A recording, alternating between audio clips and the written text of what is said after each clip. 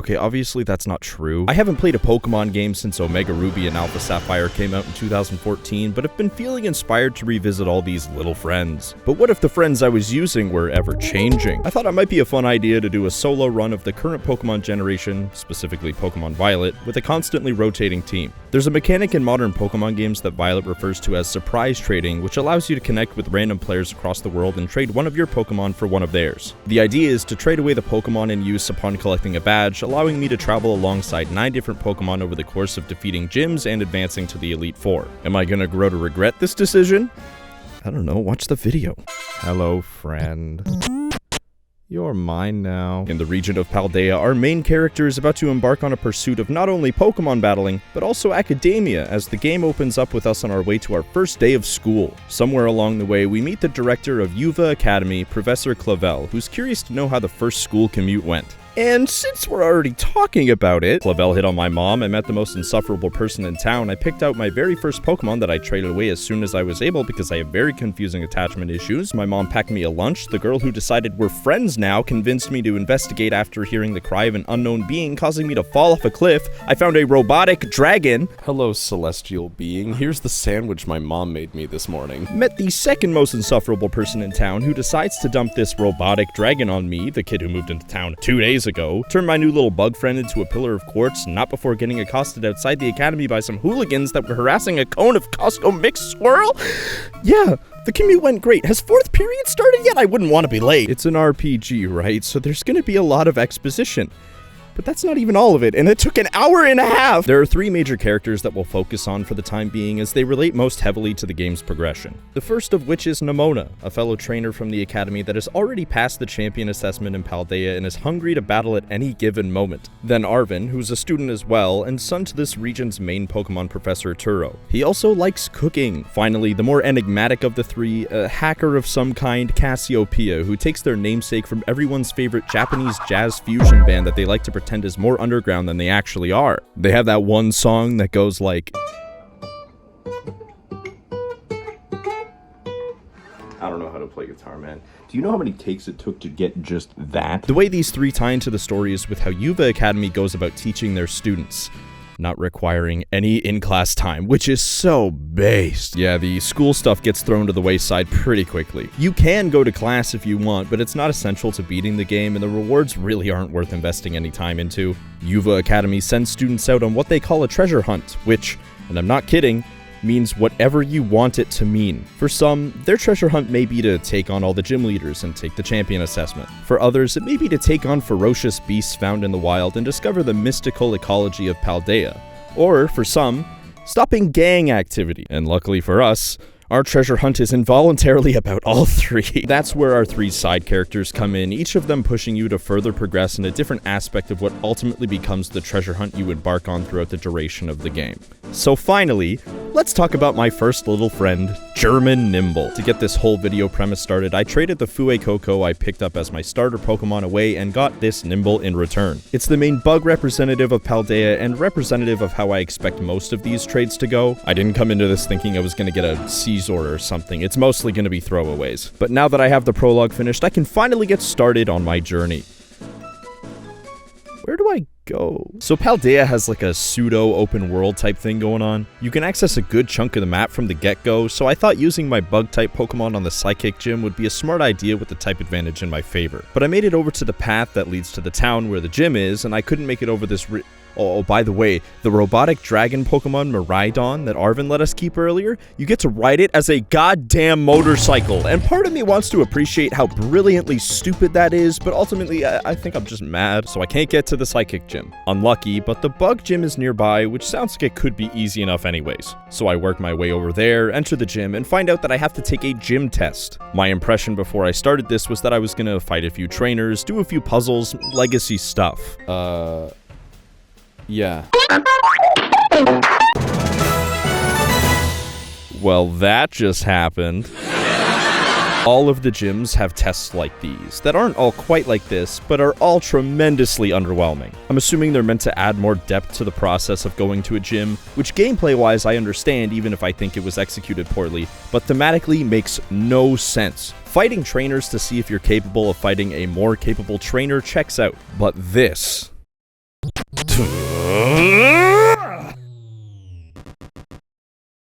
Bring me your finest fighter. Regardless, we're granted permission to take on the bug gym leader, Katie. I wasn't having much trouble until I made it to her final Pokemon, which was a Teddy Ursa. I want you to imagine, in the wild, a grasshopper. Then, a bear cub. When imagining these two, did you happen to imagine the bear cub spawning on top of the grasshopper? You got a lot of foresight, friend. The bug gym wasn't gonna work, and thankfully I came to that conclusion pretty quickly. Since I had plenty of options to work with, I head over to the east end of the map and take on the grass gym where I would have an actual type advantage. The gym test here, once again, doesn't require you to do any battling. Instead, this test is to go on a scavenger hunt for some Sunflora. Enough people have pulverized the performance of this game into the ground, and I don't need to add to that. But to be transparent, what you're seeing now is not an abnormality. We're up against grass gym leader Brassius. Fuck. I want you to imagine, in the wild, a grasshopper. Then, a giant fucking boulder. Dude's got a pseudo-wooda with rock throw. I'm cooked. Obviously, this wasn't gonna work either in Nimble's current state. But as it turns out, at level 24, Nimble evolves. Now might be a good time to mention Terra Raids, and I'm sorry, I'm hoping the explaining of mechanics ends here. Terra Raids are things that show up on the map where you're able to face off against one booked up Pokemon in a very Pokemon Go fashion, and in return you get experience candies. Depending on the difficulty of the raid, you'll get candies that offer more experience. This is almost exclusively how I grinded throughout the course of my playthrough. To save on the repetition, I'm not going to mention every time I get a new Pokemon that we spent a couple hours in the mines grinding out candies, partially to be less annoying, but mostly so I don't have to think about this song again. If at any point it seems like I'm jumping into battles a little too prematurely, I grinded, I used the candies, I moved on. I had done one earlier and had some candies lying around, so I used them on Nimble to evolve it into Low Kicks, who is comparatively pretty dope. And with the help of Low Kicks and the 8 levels it had on the Pokemon it was fighting, it swept Brassius' team without any concern, awarding us with the Grass Badge. After the fight, Nimona calls to pat herself on the back for getting me to take on the gyms. You don't get to take credit for me beating the gym leader. And with that, it's time to say goodbye to the first of our friends as they go to a trainer named Ivy, who in return gives us... Who is it? No way! Okay. Wait, hold on. Through this playthrough, I was expecting to get a Pidgey, Yongoose, Woobat, but suddenly I had found this diamond in the rough that was not only an insane Pokemon to get my hands on, but also level 75? I couldn't wait to test this thing out and noticed there was something relating to the Arven storyline nearby. It's a massive cloth that the two of you take out together once it starts to get a little too familiar with the secret menu. What does that fucking mean? Aside from the Caesar spending most of its time not listening to me because of how high level it was, the fight with Cloth was nothing once we were actually able to get our hands on it. After it's defeated, Arven and I trek into the Cloth's lair to find a plant that he refers to as a type of Herba Mystica.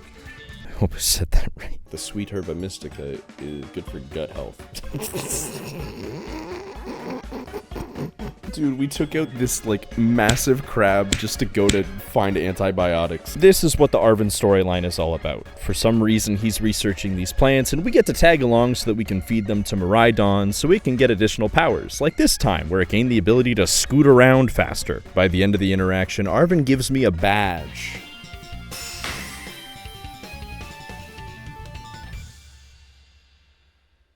I don't like that terminology. I didn't know this coming in, but you get badges for all of these events shown on the map. And with that contingency, the total Pokemon I expected to use in this challenge jumped from 9 to, assuming that the Arven and Cassiopeia storylines wrap up in an Elite Four type of way, 21! And worse, we have to say goodbye to the shiny new Caesar we got for a...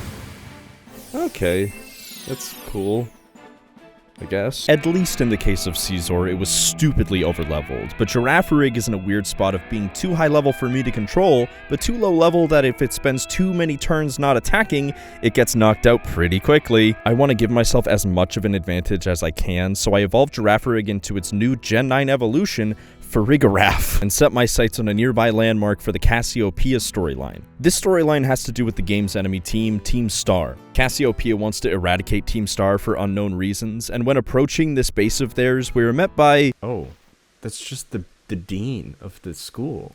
The name's Clive.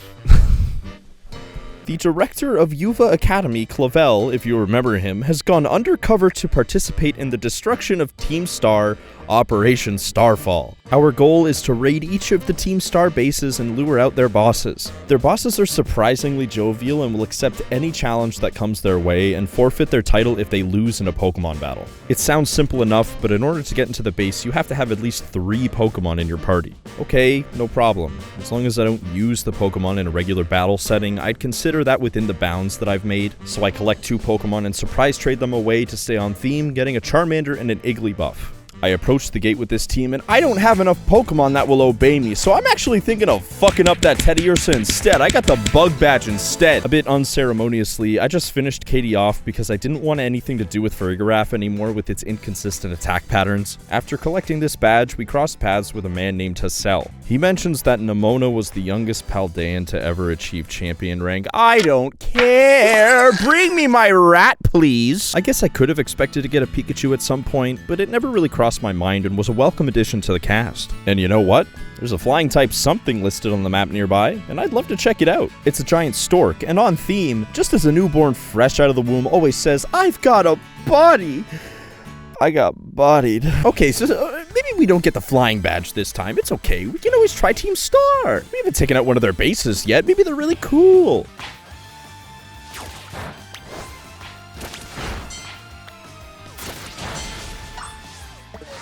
I just want to love you, baby. Why won't you let me love you? Once you enter a Team Star base, you start off with something called a Star Barrage, where you are given 10 minutes to defeat 30 of Team Star's Pokemon in quick battles. In a similar vein to the gym tests, these add an extra layer to interacting with the enemy team, but again, are brutally underwhelming. There's no layer of strategy, no thought, just go get them. After taking out the Team Star grunts, the boss of the base storms in with the most glammed out cars, snapback, and headphones combo that screams, an ironically said swag from 2013 to 2015. Giacomo is a dark type trainer, DJ, and certified viber who doesn't pose too much of a threat until he runs over my Pikachu with his car.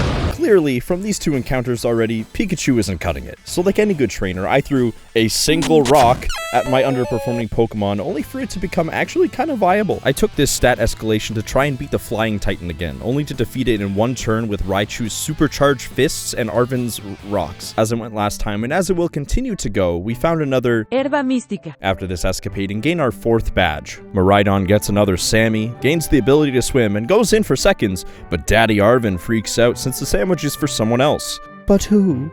Who, Daddy Arven? Oh, no. No. Don't make me look at this. Don't make me care about this guy. Arven's longtime friend, a Pokemon named Mabostiff, as you can see, is in pretty bad shape. It got hurt a while back bad enough that traditional means of healing weren't cutting it, which led Arven to start looking into other means of healing Mabostiff. He then came across a book belonging to his dad that mentioned the Herba Mística. And that brings us to now, where Mabostiff is eating and his eyes are open. Yay, that was so nice. You know what isn't? Salandit is a silly little creature because it does evolve, but only if it's female. 87.5% of all Salandits are male, further proving it probably proves something. Salandit gave me a very hard time. Feeling kinda directionless with it, I went where everyone in the real world goes when they feel directionless.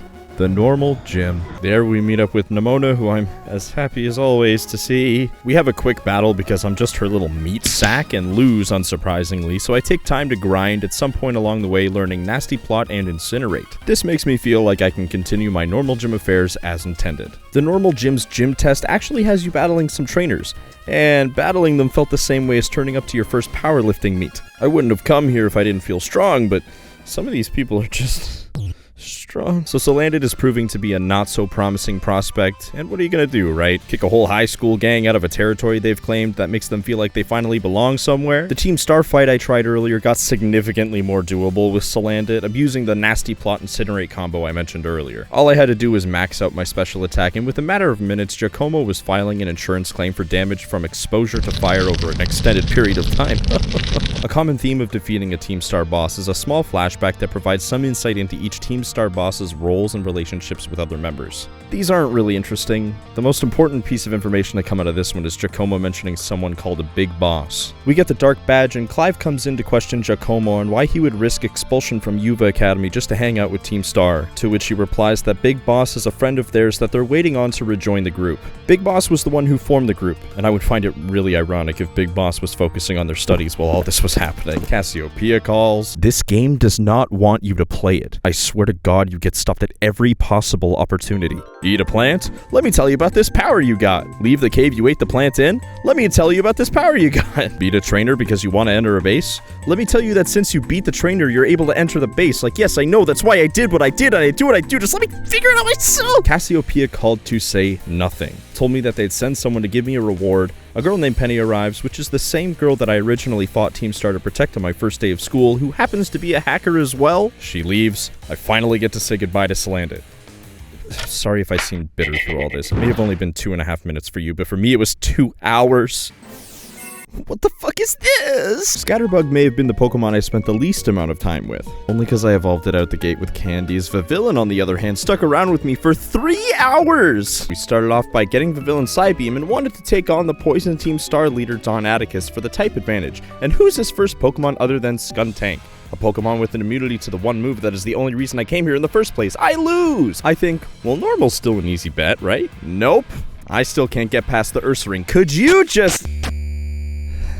do whatever you please? My eyes glance over to the water gym for no other reason than it's close by, only for the gym leader to sprint past me once I arrive outside to challenge him. I chat with the gym coordinator, who says that he's off to a market in a nearby town but forgot his wallet.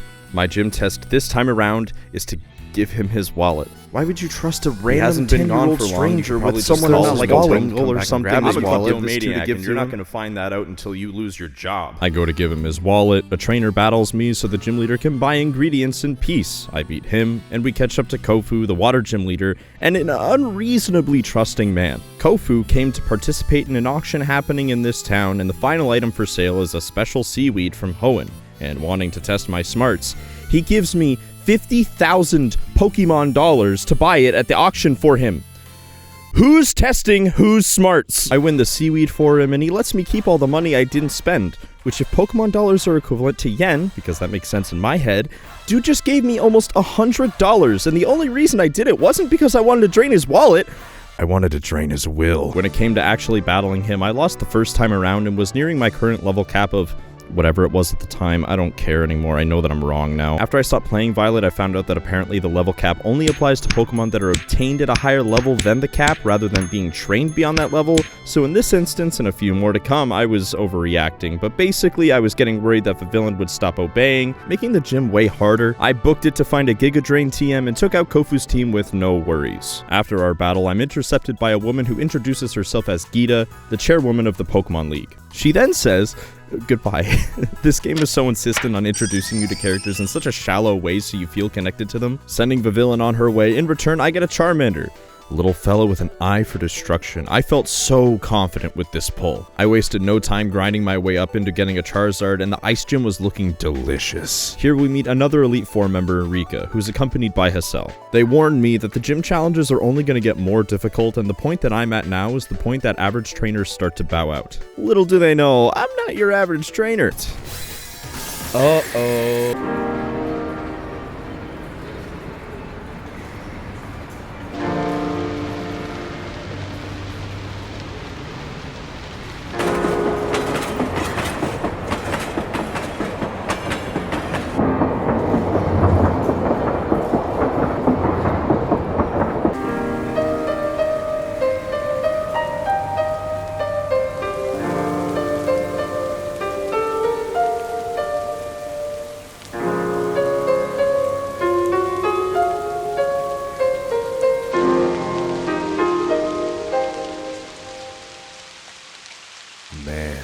I thought I was prepared to take on some Ice-type Pokemon, but wasn't prepared to take on some level 47 Ice-type Pokemon. At this point, I'm way overthinking my understanding of level caps too, and I'm worried about attempting this battle too many times and getting too much experience, so I start hard resetting after every attempt. I was getting more into the weeds with this battle than I had any other battle yet. I started off just giving Charizard a charcoal, fought again, lost again, found the TM for Sunny Day, fought again, lost again, realized that having both was unnecessary and swapped the charcoal for a Citrus Berry, fought again, lost again, and after that failure, you know what I did? I went back to the normal gym, because rather than being directionless, I'd become so enticed by a single direction, I didn't realize I was slamming into a brick wall for countless hours. Ursaring gets bodied this time around, and we're able to make some good forward momentum in this gym test. The concept of this one basically is to defeat trainers, they'll tell you a phrase, then you use those phrases to order a secret menu item at the local restaurant. The dish being ordered causes the restaurant's patrons to disappear, and an arena is laid out for you to battle against a middle-aged salaryman who is just trying to enjoy the 30-minute lunch he has in his 12-hour workday, enforcing the idea that the working class will bend to your beck and call,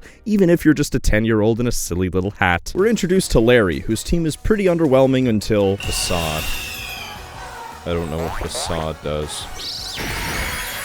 Facade does big damage. But thankfully, with my Charizard, experienced in the ways of losing, decided it would happen no more and we acquire the normal badge. Nimona comes in to tell me that she's not going to battle me and then runs away like some stupid prank that only her and Sneeko viewers would find funny. I got a Gyarados. The time with Gyarados was similar to the time spent with Caesar. I honed in on the ground Titan and was soon met with something pretty reminiscent of both Miraidon and Donphan. A Miraidon fan, if you would. I wouldn't. In the same way as Caesar, Gyarados did a lot of missing, but when she hit like a damn bus. Even though this Titan is very much a robot, it follows the same pattern of going into its cave to chow down on some Herba mística. Going into whatever bionic chamber it's being ground down in. Gyarados decimates Big Boy. Arven wastes no time snatching up that Herba mística. Great for boosting your overall health. He gives me the ground badge. Miraidon can glide now. Mabostiff is vocal again. Yahoo! I'm so tired. It sucks that it feels like all the really cool Pokemon are getting traded away super fast, but that's okay, because next up is... What the fuck is that? Ice Cube is a penguin with its head encased in ice. Does this thing evolve? It doesn't. If I remember right, ice is good against steel. It's not. I'll try the steel thing first. That doesn't make sense. Rumor has it the thing's staggeringly huge and real long. They make it too easy. Once entering the area of the Steel Titan, Ice Cube and I spend some time in an unsuccessful game of whack-a-mole, which we're able to actually catch up to and, unsurprisingly, not have our best battle against the Steel Titan, but we were very close. Feeling confident that with a little more juice we could win, I bought and equipped Ice Cube with a muscle band, which increases the damage output of physical moves. And boy did that ever prove the effects of placebo, because I used special moves the entire time and made Steel Titan Earthworm Baby Rage, which continued to the second phase of its fight where it hit itself more than once and went down even easier than before. Arven. Herba mística. Herba mística. Arven, you've met before. Our routine resumes. Arven hands over the steel badge, cooks up a gnarly Sammy that makes Miraidon act like it's never seen food before. This is your 4th magic sandwich. 5th if you include the one my mom made, because that woman knows how to tear it up between 2 slices of bread. Miraidon jumps higher now, and Arven mentions that Miraidon used to look a little different and have a battle form it would hang out in rather than being in Harley form, theorizing some kind of psychological trauma. Mabostiff makes no progress, but he's just a little old man. I like him. I'll give him a bye. And while I'm at it, I'll say bye to Ice Cube. Smell ya never, big guy. Ew. I'm just kidding. Penguins are actually my favorite animals. Just more like this and less like this. Bringing in our first stage 1 evolution is Skiploom, part of an evolutionary line I'm actually pretty fond of. The line's designs take a hard turn by the time they make it to Jumpluff, but a turn for the better rather than this robbery. I waste no time evolving it into a Jumpluff and target the electric gym to take advantage of the type neutrality the Pokemon there will have against us. I hate Nimona. I hate Nimona. I hate Nimona. I hate Nimona. I hate Nimona.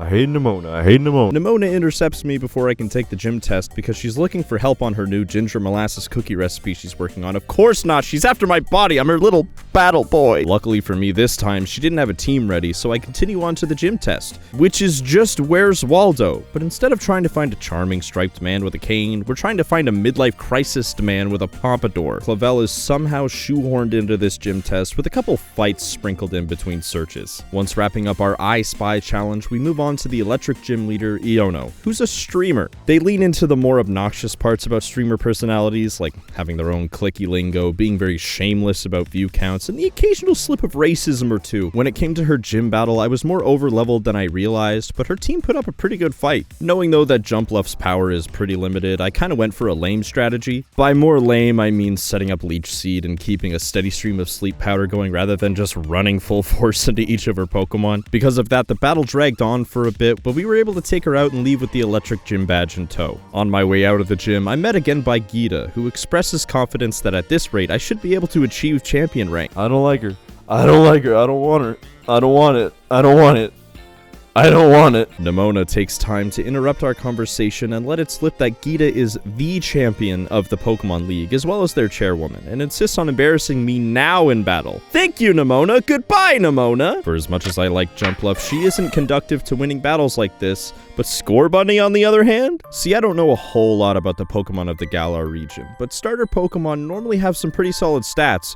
And boy oh boy, do I ever have some unfinished business with a certain Paldean ski hill. What else am I to do but pump this bunny full of the juice? Scorbunny's final evolution, Cinderace, gets this move called Pyro Ball. That's damage output is normally reserved for moves that would have some kind of negative effect to using them. But on this one, Game Freak literally said, "Fuck 'em, we ball," and made Cinderace an absolute monster. After some grinding, I feel confident, and we make our way back to the ice gym to take on Gym Leader Grusha once more. Frostmoth, one shot.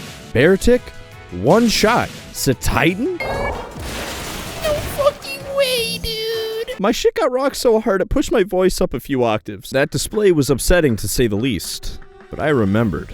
A relic from battles past, the badge of a fallen soldier, Carbon Incarnate. I threw the charcoal that I had originally used on Charizard for this same fight, and watched on as Cinderace took out member after member of Grusha's team. With Cinderace's overwhelming power, we were able to claim the Ice Badge, only putting us at 11 total. I think if I had it my way, I would have liked to keep Cinderace around for the remaining badges in the run. Going on. Oh, let's go! Those feelings are short-lived. Hello friends, I made it to this section of the video to start editing, and I put the footage from this day of streaming into my Premiere timeline. And every time that this footage is in the Premiere timeline, Premiere crashes. So I figured that the best way to keep the show on the road was to basically explain everything that I was going to talk about with, I'm thinking about putting some visuals on the screen of like, I don't know, like we'll figure it out. So the bit that happened right before this was basically me being excited about getting a Tinkatank, because in terms of the Paldea designs, like Tinkaton is probably it's Tinkaton. I made some joke about Christ the King in Portugal. That was it was lame. Oh yeah, I went to the psychic gym in Alfrenada. I fought Nemona and I lost the psychic gym test, which was really fucking lame. It hosted by one of the teachers from Yuva, Dendra. She does this quick time event. Stupid. Oh, it made me so mad. I fought Tulip, the psychic gym leader, and you know that, like, you know those memes of dudes in parking lots just like talking and then they go, help me. I did that because Tulip said Slade, and I thought that was fucking cringe. I beat Tulip. I saw Rika outside the gym, and she introduced me to the next Elite Four member, who is a actual Todd, like 4 years old probably, I don't know. And then I got rid of Tinkaton. Sorry, I got rid of Tinkaton. Tinkaton's gone. And then I got to this region's Pikachu clone, Palmy. So Palmy's special because it evolves twice, and the second time it evolves, you have to take 1,000 steps, which is like such a stupid metric, but also like, how cool would that have been if they had that in like the Heart Gold Soul Silver days? That would have been really cool, right? You just like put it on the Pokewalker and you move around. This isn't as nearly as cool. I went to the Fire Team Starbase. You know, I was having a hard time with it. Her Torkoal was apparently really tough for me. As I am reading, I started off fighting Mela at the Team Starbase at level 27, so then I brought it up to 33, lost to 37 and lost to 40 and lost, and then this footage played.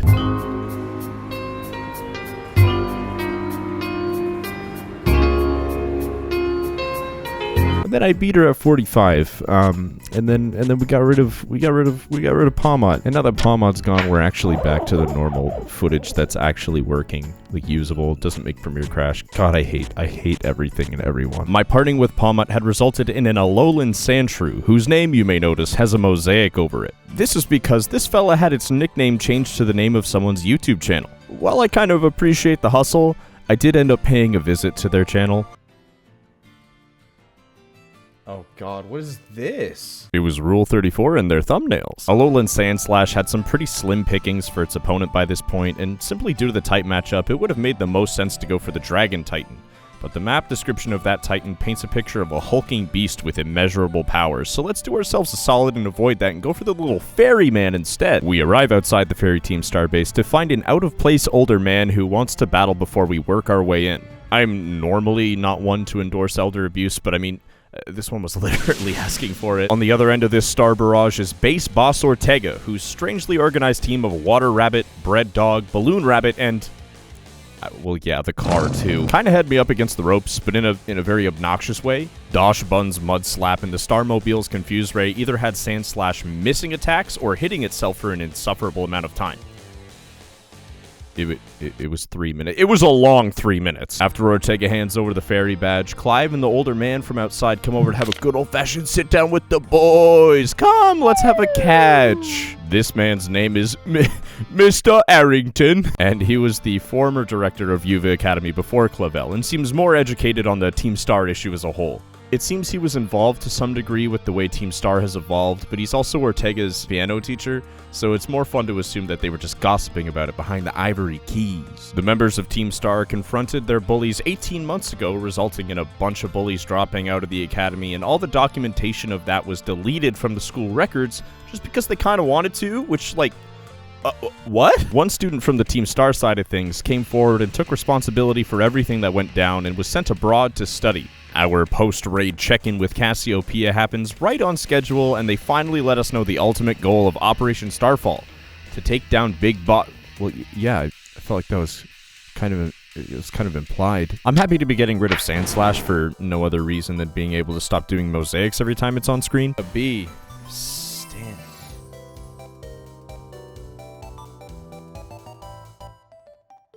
Well, I'm not too happy about that. Why am I not too happy about Stantler? It's a cute little thing. It's got the bushy tail, the tuning fork antlers, the evolution that you can't get in this game. I'm not asking for Monster Point Chop or anything, just some better fucking stats! Stantler is also higher level than my current level cap, so it looks like Dixon's gonna be dicking around. I think the main upside to Stantler in this context is that it does learn a good deal of useful psychic moves. Atticus's Skuntank this time around is much easier to deal with, and for as hard of a time as I've been giving Stantler, he actually took care of the rest of Donnie's team with little resistance. That doesn't mean we have to shine a spotlight on him or Atticus for much longer, though. This was a very dull chapter of the playthrough. I get the poison badge. Atticus says he's never met Big Boss before because they're a recluse. When Penny shows up to the base, she's very vocal about her feelings about Big Boss, and I get rid of Stantler. We're not always gonna get another It's Raining Somewhere Else moment, and that's fine. Most of the moments will just be mundane, and that's something you have to come to terms with. Unless you don't, and those moments start to melt together into months, or hell, even years of your life that you'll never be able to cash back in. I started writing this and I realized I've done the existential bit maybe a few too many times, so let me reel us back into the inferno of pain that is your ego! Take this cute, crafty-looking fox and kill it. That's what we got here. Sometimes Pokemon design philosophy feels like, okay, this concept, I love it, it's great. But is there anything we can do to make it cooler? That's so dope. Normal Zoroark or otherwise, this big guy has some pretty solid stats, so I think it's time to go for the badge that I've been most worried about throughout this playthrough, the Ghost Gym badge. The map description makes the gym leader there out to be quite the big shot, and worse, it mentions double battles, meaning that this lonely Zoroark is going to have to tank twice as many hits solo. That concern is mildly alleviated once we actually make it to the gym. The gym test for the Ghost Gym, as explained by MC Sledge himself, is a gauntlet of 3 double battles back-to-back. I don't want to gloss over this guy. He uses sledge as a verb. I'm gonna sledge. I'm sledging. On top of all the sledging, he mentions a rule is that you must use 2 Pokemon to qualify for a double battle. Given this information and the restrictions I have at play, I catch myself the most qualified Pokemon for the job. Hey. Hello there. Look at the refraction. It's like there's two of them.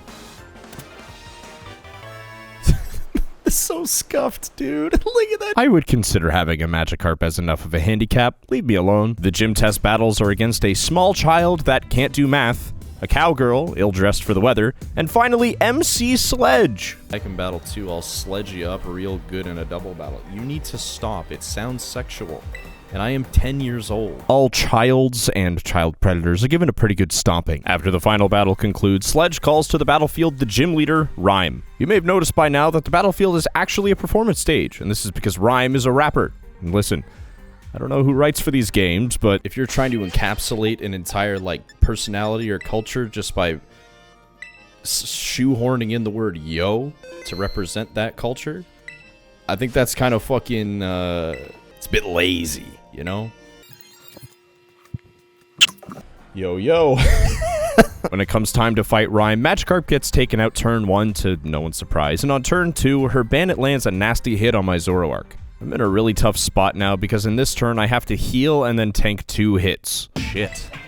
No. Oh, I'm so fucking dumb. No. I've got no clue why Magikarp was in my first slot, but monkey brain mashed the A button and bad things happen. It is what it is. After losing, I immediately swapped the 2 around in anticipation of this happening again, and once re-entering the battle, I realized I had forgotten the whole gimmick with Zoroark, illusion, which makes this scene a whole lot funnier to look at, and this transformation was actually extremely beneficial because there's no reason why Bandit shouldn't have been able to hit Magikarp with a Shadow Sneak, but when it's actually normal Ghost Hisui and Zoroark, my GOAT! The immunity is a huge lifesaver. I realize in retrospect this kind of defeats the purpose of a solo run since I directly benefited from the use of a second Pokemon, but 7 hours deep into a stream, Polydemo didn't care as much. The deception made taking out the rest of her team a breeze, and the final gym badge is now in my possession, which means no more level caps for me, baby. After the battle, Gita and Nimona are waiting to congratulate Zoroark and I and encourage that I advance to the Pokemon League to take on the Elite Four. But for the time being, I'm more interested in disbanding the group of teenagers making a ruckus outside my local Dairy Queen. As I approach the end of this run, I keep getting more and more worried that I'll get bad Pokemon against the higher level trainers, but thankfully this time around I got one of Paldea's very own starter Pokemon. And it's a shiny too. Who would be so kind to give such a thing away for free? Nobody! This is another case of self-promo on the Pokemon, whose nickname is literally just a URL. The URL takes you to a website where you can pay real-life money to get hacked-in Pokemon with anything you want. Shinies, Legendaries, Perfect IVs, Shiny Legendaries with Perfect IVs. This isn't financial advice, but buying these things isn't going to make your life better. Please be smarter with your money. Once we're fully evolved into Quaquaval, I'm left with the sparse choices of going for the Fighting Team Star member, the Dragon Titan, or taking on the Elite Four. I kinda decided I didn't want to conclude any storylines before getting all the badges, and Quaquaval's move pool didn't offer much in the way of Dragon extermination, so we're taking on the final Team Star member. We actually meet this member before entering the base, with her protecting the front of the base so none of her friends risk getting hurt while guarding it. Her name is Eri, and after having a run-in with Clive, which I think this might be the most he's done since we started Operation Starfall, her friend Carmen comes out and convinces her to go back inside the base so she can rest. Little does Eri know how big of a mistake that was. Carmen didn't put up much of a fight. Trust no one but yourself. Always stay grinding. By the time the Eri fight came around, Quaquaval was 5 levels higher than her team, and a couple workups, a few Moxie activations, and a terastallization made the final Team Star member look like a joke. It's also not lost on me that without a certain amount of Pokemon literacy, the last sentence makes no sense, but I still find it less confusing than trying to follow any conversation around Dota 2. Oh, dude, he got Roshan! Eri pretty happily hands over the fighting badge, but her emotions quickly 180 as she runs off crying. Carmen comes in to explain. Oh. Hello? Hello, do you know somebody named Cassiopeia? Yeah, no, I know them. I've been ignoring their calls recently. They were wasting my time. They're bothering me to tell you to call them back. Okay, but if I pick up and it's some predictable bullshit, I'm blocking their number. Cassiopeia has been so sus on the phone the whole game, it was kind of hard to not see this coming. The members of Team Star used to be Cassiopeia's closest friends, but seeing the path that they've been going down, Cassiopeia wanted to take advantage of the base raid strat to force them to disband from the inside. They want to meet up at Yuva's schoolyard after dark to put a cap on Operation Starfall. But with this revelation, I might have an inkling as to their true identity. Yeah, it's probably fucking Penny. Who else is it gonna be but Penny? With all but one badge out of the way, I now take on the Pokemon that will be representing my efforts against the Dragon Titan and gaining my final badge. Who gave me a... Ooh. That might not be it. 2 reasons why this isn't the pull I wanted. 1, for the 2nd time in a row, I got a hacked-in Pokemon with a website set as its nickname. And I would like to reemphasize, the money that you would spend on shit like this could be better spent on, like, food? That you could, like, put in your mouth to, like, fuel your body? 2, Ghastly evolves into Haunter at level 25, and Haunter evolves into Gengar at level... Get some friends, loser! What's super lame, too, is that in Pokemon Legends Arceus, the Pokemon game that came out right before this one, has an item called a linking cord that allows you to evolve Pokemon like Haunter that need to be traded to evolve. It's not in this game, and to the Game Freak dev that thought that that was a good idea, you made my wildly inconvenient gimmick run slightly more inconvenient, and for that I hope your trousers be ever soiled. This was basically my long-winded way of saying that we're going to be rocking a Haunter going into the Dragon Titan. I arrive at the area marked off on the map, very confused to only find an island full of land-bound fish, all shouting different phrases at you. Tai Tai! Sutan! And the rice bet is 50 and I'll let you skewer me for $1.25. Eventually I cross paths with the correct Tatsugiri, who is immediately scooped up by the Dragon Titan. Even though the duration of this battle was only 2 turns, Haunter the Ghost had a really bad near-death experience. Dragon Titan Dondozo runs away like the others to get some of that Spanish grass, but a Tatsugiri forgot to clean the downstem and is eaten in retaliation. Round 2 against this guy is a bit rocky as well, but I've got the power of artificial IVs on my side, so there's really nothing to worry about. I mean, like, this video wouldn't be much longer if I couldn't take this thing down. Christ, if I miss... Ooh. Little guy made its way out of the big guy's stomach to end up being the bulkiest of all the Titans. I genuinely thought this was going to be a joke fight at first, but this Tatsugiri had us up against the ropes pretty much the whole time before we took it out. After finishing up the battle, Arven takes hold of the final Herba Mística. And in a very touching moment, we see Mabastiff back at full health, and this shot may be the cutest thing of the whole game. Also the badge, Arven gave us the final Titan badge, but also... Surprisingly, after this interaction, Turo gives me a call while Arven, his son, is in the room for once. He wants Arven and I to go to the lab he had set up at the warehouse where Nimona and I first met Arven. He doesn't give any additional information as to why we're doing this, but that he'll call back when we arrive. At long last, the final badge has been acquired, which means now I get to pick what storyline I'll be wrapping up first, and I'm hoping that whoever Haunter's replacement is going to help inform that decision. What did that... Is it good? It's level 56. After taking the time to look at Hisui and Braviary stats, I was beginning to wish I hadn't. This wasn't a pull that I felt overly confident in this late into the game, so I took this as a sign to go for the plot I perceived as the least threatening. Yeah, I don't know, man. I don't see why I don't just try out this Team Star bullshit. Okay, I pull up to Yuva Academy. If you're wondering why Starfall Street seems the least threatening, I would like to remind you of the character designs presented. Cassiopeia had requested that we meet them at Yuva's schoolyard, and I work my way over to the campus, and who else is waiting for me but Clive? You know Clive. In the real world, a lot of people would question the motives of you dressing like that. Allow me to reveal my true identity. Haha. That's crazy. Okay, well, on the bright side, I don't think anyone's questioning anything anymore. No way Clive was Clavel!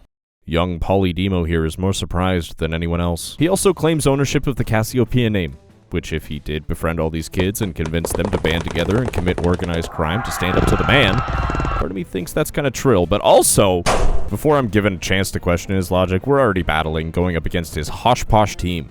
On my first attempt, I actually only made it past his first Pokemon, an Oranguru, and thought I didn't have to feel any shame in looking up the rest of his team to be properly prepared for the fight so I don't waste countless hours of my life trying to outsmart a teapot. From Hisui and Braviary's move pool, Shadow Ball seemed like a nice thing to have, so I snatched that, got it up to level 70, and set up my very first picnic, which apparently was a mechanic the whole time that I had no idea about. I made a sandwich truly unlike anything you've ever seen before, and gathered my Pokemon around to tell a story that I think is funny and couldn't find anywhere else to insert. Okay, picture this. You're me. Ugh. You don't really want to pay full price for a game that you're thinking you're not gonna like, so you go on Kijiji and start digging around for deals. You find an ad for a copy of Pokemon Violet for $50. You meet up with a stranger outside of a Tim's who's garbed with a black t-shirt, gray shorts, face mask, sunglasses, and slides exposing some puppies that were causing a real commotion. The trade ensues, and you notice the copy of Pokemon Violet you've just received has a PEGI rating on the corner instead of an ESRB.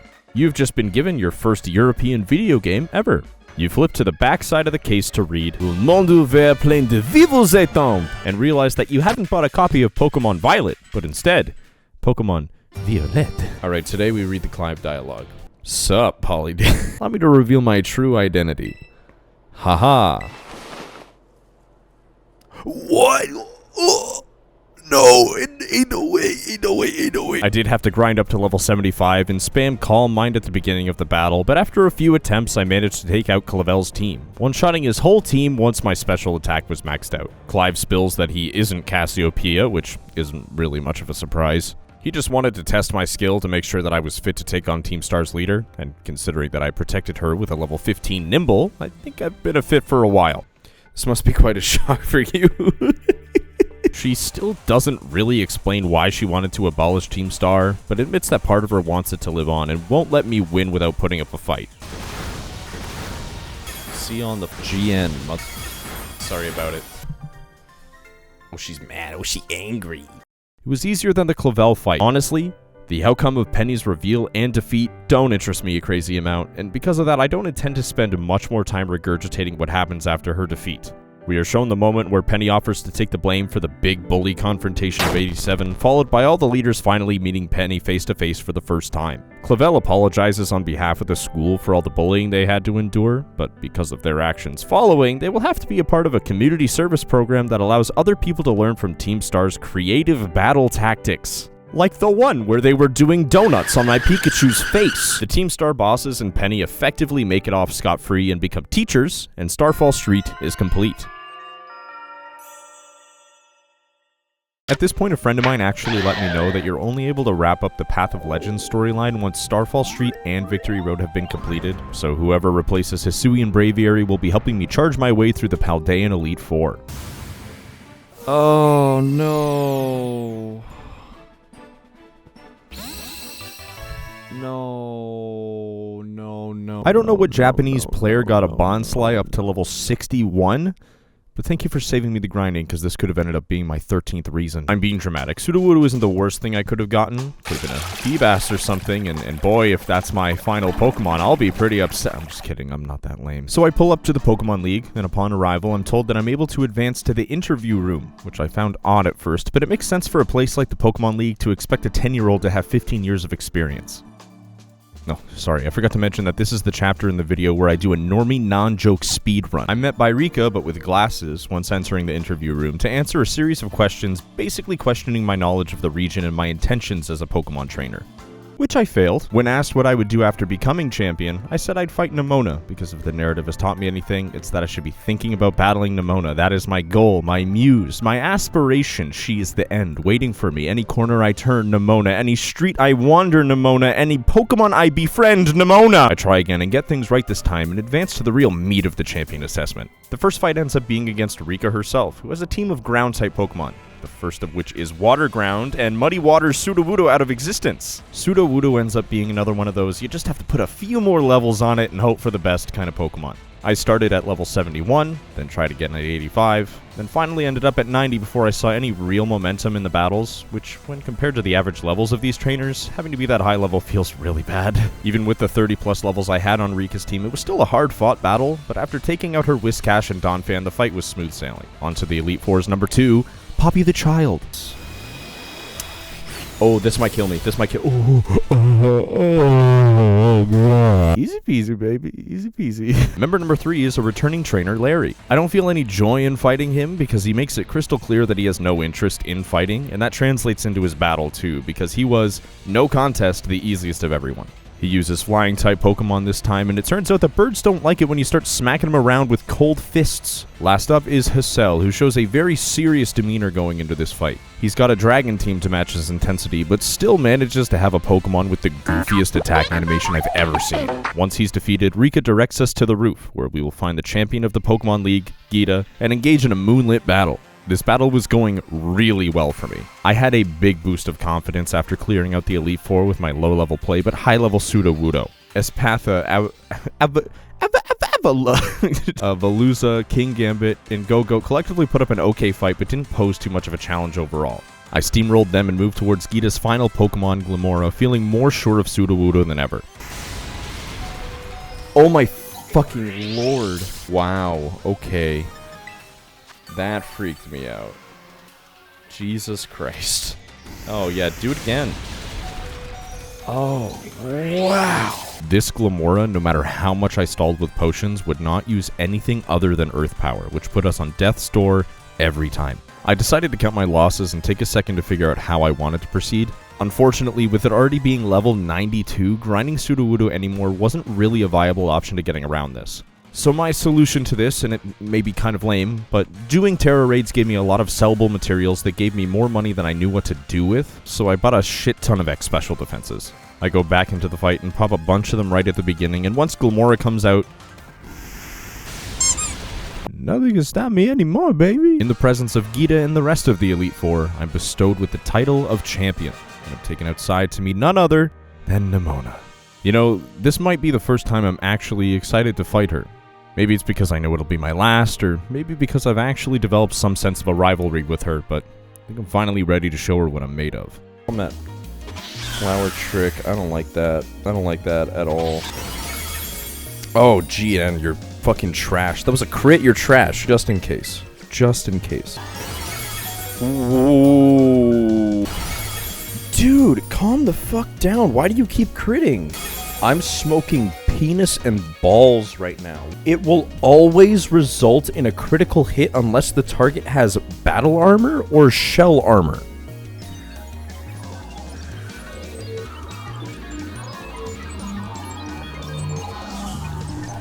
What? It makes sense that Nemona would be the sort of true final opponent at the end of Victory Road, and her power should reflect that.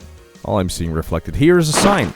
And the sign speaks the truth. I don't know what I meant when I wrote that. Please help me. Of course, in our last interaction, Nemona went out of her way to make my life worse, as she always does. I'm so tired of the constant humiliation, the battling, the phone calls, the stalking, the encouragement to invest in my future. If I wanted to invest in my future, I wouldn't have enrolled in an educational facility! Similarly with Gita, I caved and lost the battle and tried again, this time popping a bunch of X attacks. Because if she gets to be lame, then I'll be lame all the same. After our victory, Nemona is ecstatic, and all the onlookers cheer, "Wow, Polydemo, we love you. You were right about Nemona. She should be promptly ostracized from our community." And with that, Victory Road is complete, leaving only one storyline left to tackle.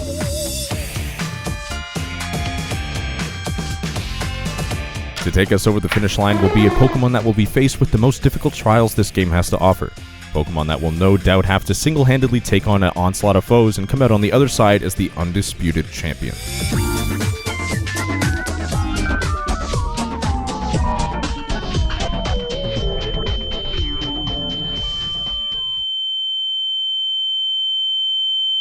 Obviously, the reaction is a little dramatic, but can you blame me when this was my second pull? Tauros doesn't inspire much hope in me this late in the game, so I spent, no exaggeration, 4 hours and 43 minutes grinding. Just grinding.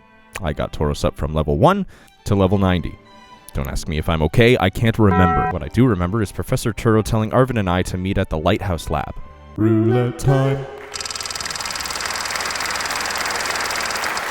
Whoa, green! What does green mean?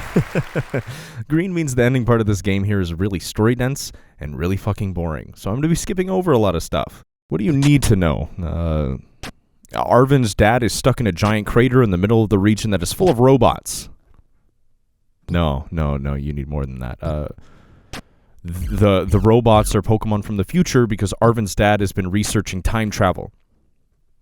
You need more than that. Okay, Nemona and Penny are recruited to join us as we go into Area Zero, which is the name of the crater that Turo is in because he needs the book that Arvin has been researching the Erba Mystica in for some reason, and everyone jumps into the crater on Miraidon's back, but it gets scared once they land and hides in its Pokeball, which is weird, but it's not as weird as Area Zero. There's this constant fog that lines the higher areas of it, so you can't see out of it, but there's a surprising amount of light that gets through the fog, which also gives visibility on some of the research stations along the way to the Zero Lab, but you can't just go straight there. You have to stop by each of the research stations because they actually need to have locks deactivated inside, otherwise you'll be locked out of the Zero Lab once you get there, and boy do you not want to have to backtrack in this area. It is riddled with all kinds of robotic Pokemon. Hariyama, Delibird, Hydreigon, it's rough out there, but once you do arrive at the Zero Lab, that's when the drama starts, because get this, there's another Miraidon, and our Miraidon is scared shitless of this thing. But once the doors to the lab open up, it heads inside and sends out behind it a bunch of robotic Pokemon that our team has to fight. But partway through the battle, Arvin gives me the "I'm a hero" spiel and wants to fight off the rest of them while me and Miraidon head inside the lab, where we find Turo asleep, but not like human asleep, more like a computer, which ends up making sense because it isn't actually Turo, it's just an AI-powered robot that he made of himself. That's the only version of him anymore because the real Turo died in an accident protecting our Miraidon from presumably the other Miraidon, and the reason he wanted us to come down here is because the time machine that the original Turo made is constantly running, allowing more and more robotic Pokemon to enter the current day, which could end up causing many people to get hurt if they all managed to make it out of Area Zero, like that one robotic Donphan that Gyarados and I fought off in the desert, and the only way to deactivate the time machine is with the ecology book that Arvin had, which is actually a key that can be used to shut the lab down. But when Turo was alive, he really didn't want anyone to mess with his plans, so if anyone does try to turn off the time machine, AI Turo is programmed to attack them and they must beat him in battle or else the time machine will remain on, continuing to put Paldea at further risk. That was with skipping over a lot of stuff. I'm not intimidated by this man. I think he just looks kind of funny. Let's check in with Tauros. I haven't talked about him in 618 words. To save myself the bother of potentially having to do this fight again, I pumped Tauros full of X special defenses. And yes, again, really lame, but I would like to remind you, again, right before this, 4 hours in the mines. Tauros sweeps AI Turo's team just in time for Arvin, Penny, and Nimona to get locked in this kaleidoscope chamber we've been duking it out in. It looks like there was another layer of security past AI Turo that locks any Pokeballs that are not linked to Turo's trainer ID. I'm not the most financially literate guy, but I feel like there's a joke here somewhere about, like, banks and China somehow. I'll let you figure that one out. AI Turo is taken over by what is called the Paradise Protection Protocol, and the opposing Miraidon is released from Turo's hand. Our Miraidon transforms into its battle form, and when you start to see the signs of a scripted battle come along, such as surviving an attack with 1 HP and getting a stat boost all across the board, I don't know about you, but for me, the A button starts to look like a mountain of mosquitoes that I want to relentlessly massacre. The opposing Miraidon gets hit with one last big terastallized attack, which leads to AI Turo being brought back to its normal, pre-security measures self. Apparently, the time machine can't be completely shut down while AI Turo remains at this point in time, so it needs to go back to the future to leave current-day Paldea at peace. It also expresses jealousy of the free will we displayed and wants to find some of that itself. We're so cooked, man. Finally, it also apologizes to Arvin for not telling him sooner about his father's death, but because it knows the real Turo's thoughts and feelings better than anyone, it assures Arvin that he loved him. It then activates the time machine and is taken away to a time far beyond the present. Our crew leaves the lab and I probably can't play the credit song because it's copyrighted, but I was dying when I started hearing Ed Sheeran being pumped directly into my eardrums. I figured this would have been where the game ends. But after the credits roll, we're brought back to the Yuva Academy dorms where myself, Arvin, Nimona, and Penny are all called to Clavel's office. Clavel gathered us to congratulate us on a treasure hunt well executed. I know how we should celebrate. We should hold a Pokemon battle. She's so annoying. Classic Nimona. It seems that Gita was itching to get this idea implemented too, because she barges into the room to co-sign Nimona's thought and offers to be part of the competition if I help her out with her champion duties as a champion myself. These responsibilities are to inspect the Paldean gyms and make sure that the gym leaders are keeping up to snuff to the standards the Pokemon League sets. It's just so easy. It's like a content farming machine. I'll just do what I did, but again. I need to switch it up though. This time I need okay, this time, instead of tricking out the Pokemon I get from a surprise trade, I use it as it was traded to me? I can see the title and thumbnail now. I need to hop on this magnificent idea.